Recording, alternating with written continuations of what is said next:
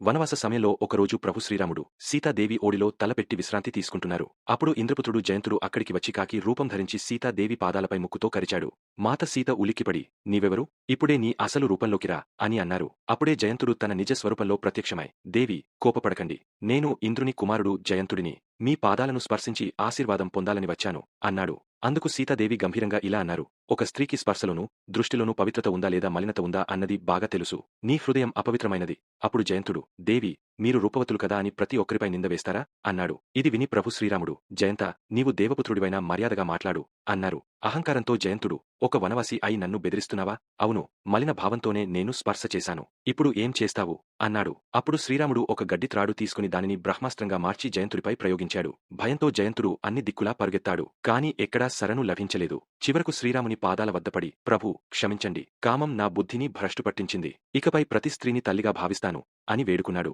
అప్పుడు శ్రీరాముడు ఇలా అన్నారు, నీ అపరాధం క్షమించదగినది కాదు. కాని నీవు క్షమాభిక్ష కోరినావు కాబట్టి నీ ప్రాణాలు తీయను. అయితే సీతను చూసిన దృష్టి, చేసిన స్పర్శకు తగిన శిక్ష తప్పదు. అలా చెప్పి శ్రీరాముడు బ్రహ్మాస్త్రంతో జయంతుడి ఒక కంటిని ధ్వంసం చేశారు. జయంతుడు మళ్లీ అపరాధం చేయనని వాగ్దానం చేసి అక్కడి నుంచి వెళ్లిపోయాడు.